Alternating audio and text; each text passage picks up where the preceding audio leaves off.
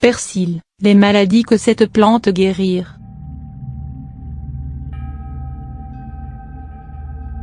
Petroselinum crispum, la plante qui protège les reins, propriétés médicinales, bienfaits et utilisation. Des propriétés diurétiques, elle protège des problèmes de la vessie, de la prostate ou des reins. D'origine méditerranéenne, le persil est maintenant cultivé partout sur la planète. Selon certains historiens, les Romains donnaient du persil à manger à leurs gladiateurs avant le combat, la plante ayant la réputation de donner de la force, du réflexe et de la ruse. Le persil a été utilisé comme plante médicinale durant plus de 2000 ans. Aujourd'hui on le considère, à tort, comme un simple élément de garniture pour accompagner certains plats. C'est une grave erreur, le persil offrant d'intéressantes et puissantes propriétés médicinales. Le persil est très riche en provitamine A et en vitamine C, ainsi qu'en sels minéraux et en fer. Le persil est utile dans les cas de rétention d'eau, de liquide, troubles des reins, asthme, problèmes digestifs, haute pression, gaz intestinaux, ballonnement, problèmes de vessie, troubles de la prostate, problèmes hépatiques, spasmes musculaires, rhumatisme, absence et dérèglement de la menstruation. Propriétés. On le recommande en décoction pour les problèmes de la vessie, de la prostate ou des reins. La racine du persil est diurétique qui a été utilisée avec succès dans le syndrome œdémateux généralisé, anasarque, et diverses formes d'hydropésie, une accumulation anormale de liquide dans les tissus de l'organisme ou dans une cavité du corps, les engorgements des viscères abdominaux et la jaunisse.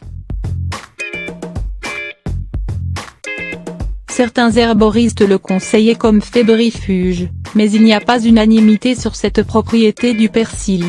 Le persil exerce une action bienfaisante sur la circulation sanguine et aide à éliminer les toxines de l'organisme. Il est emménagogue, stimule le flux sanguin dans la région pelvienne et l'utérus, par la présence dans son essence d'un ester de phénol, la piole, une substance qui agit via le système nerveux, sur l'appareil circulatoire et sur les muscles lisses. Ces graines peuvent être utilisées en tisane pour aider à la menstruation, ils donnent de bons résultats dans l'aménorrhée et la dysménorrhée, rétablissant les règles interrompues ou perturbées, calmant les douleurs. Les branches et les feuilles sont un antiseptique du sang et des voies intestinales et urinaires, un stimulant des organes à fibres musculaires lisses, intestin, vessie, utérus. Il contribue à une bonne digestion. Selon Raymond Dextrey, le jus de persil, à la dose d'une c. à café, prise chaque matin à jeun, est le remède des blénorragies et de toutes infections urinaires. Et une poignée de persil infusée dans 1 litre d'eau, donne une boisson efficace contre le rhumatisme. Finalement, le persil est réputé rafraîchir la laine et masquer l'odeur de l'ail. On peut consommer le persil en accompagnement d'un plat cuisiné ou dans une salade. Mais en usage médicinal il est généralement préparé sous forme de tisane ou de boisson. Posologie. 1 à 2 c. à café de feuilles séchées ou de racines, ou 1 c. à café de graines broyées, pour une tasse d'eau bouillante. On peut boire jusqu'à 3 tasses par jour, mais ne pas dépasser cette quantité. En teinture mère, 1-2 c. à café pour un verre d'eau, jusqu'à 3 fois par jour. La recette d'un vin de persil de Sainte-Hildegarde de Bingen, 10 à 12 branches de persil pour 1 litre de vin blanc ou rouge. À thé de vinaigre de vin blanc.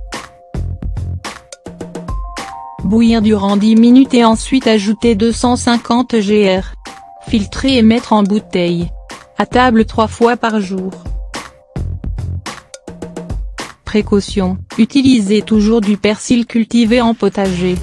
Le persil à l'état sauvage peut facilement être confondu avec la ciguë, une plante très toxique. NB, les femmes enceintes ne doivent pas consommer le persil sous forme médicinale. Merci de partager si vous aimez.